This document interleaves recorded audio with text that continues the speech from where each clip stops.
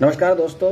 लंबा वीकेंड है लेकिन कल इतना सारा एक्शन हुआ है ओवरनाइट के आपको ये सारी बातें बतानी ज़रूरी थी। हम अक्सर आपसे ये कहते हैं कि यूएस के बाज़ार देखकर भारत के बाज़ार रिकवर हो गए, लेकिन कल भारत के बाज़ार का क्यू लेते हुए यूएस के बाज़ारों में कल ज़बरदस्त रिकवरी देखने मिली थी। निचले स्तरों से डाउ में 600 अंकों की रिकवरी थी, नैस्डैक में 500 अंकों की रिकवरी थी और नैस्डैक जो है S&P 500 के साथ साथ हरे निशान में बंद हुआ, जबकि लगभग 1.5-2% की गिरावट थी निचले स्तरों पर।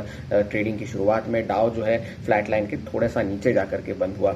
अब लेकिन तेल की कीमतों में कोई बदलाव नहीं आया है, वो अभी भी ऊपरी स्तरों पर ही बने हुए हैं। कल WTI में तो 12% की तेजी देखने मिली थी और WTI की कीमतें अब ब्रेंट की कीमतों से ज्यादा हो चुकी है। WTI कल $112 पर जाकर बंद हुआ, जबकि ब्रेंट $109 पर बंद हुआ है।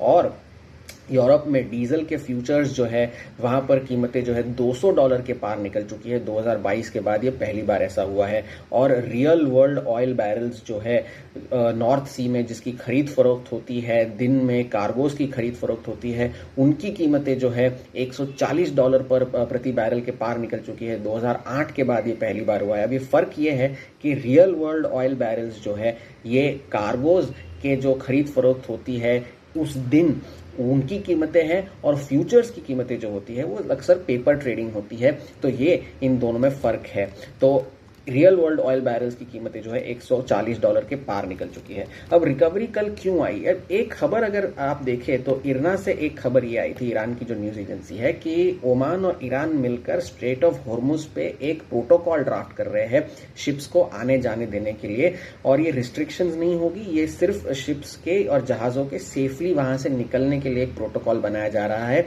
ये इरना के जरिए खबर आई थी, तो बाजार को ये थोड़ा सा ऑप्टिमिज्म था कि स्ट्रेट ऑफ हॉर्मुज जो है वो जल्द खुल जाएगा, इसलिए ये रिकवरी आई। लेकिन तेल की कीमतों में कोई बदलाव नहीं आया।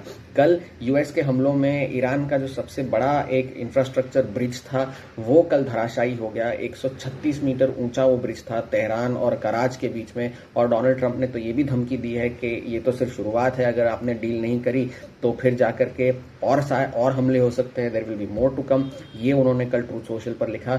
और ईरान के विदेश मंत्री अब्बास अरगची ने भी ये कहा कि ये सिविलियन इंफ्रास्ट्रक्चर पर हमले करके आप हमें सरेंडर करने के लिए मजबूर नहीं कर सकते, तो ये इलॉजिकल चीज है, ये मत कीजिए आप।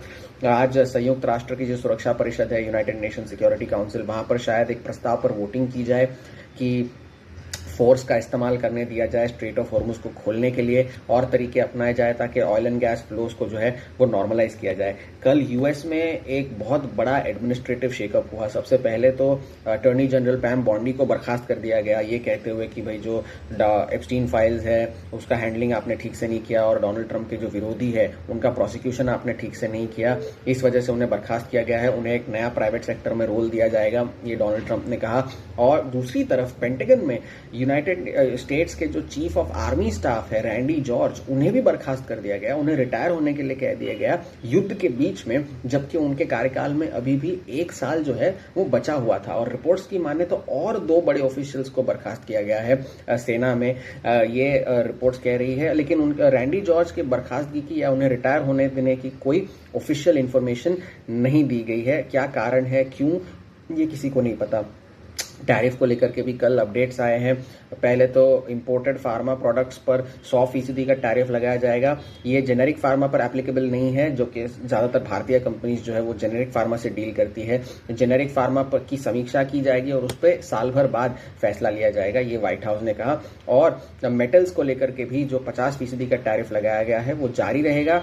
और कुछ चीजों की प्रोडक्ट्स में जो डेरिवेटिव्स है उनके टैरिफ्स में कोई छेड़छाड़ की गई है, लेकिन कोई बड़ा बदलाव इसमें नहीं आया है। आज का सबसे बड़ा ट्रिगर जॉब्स रिपोर्ट होगी शाम को, जो मार्च के महीने की आएगी। आज शाम को बाजार की नजरें उस पर होंगी। बाजार 3 दिनों के लिए बंद है, एक बहुत बड़ा और महत्वपूर्ण लॉन्ग वीकेंड है। अगर कोई और बड़ा एक्शन हुआ तो कल भी हम आपसे इसकी जानकारी शेयर करेंगे। बड़ा रिएक्शन बाजार का जो है इन सभी चीजों को सोमवार को होगा।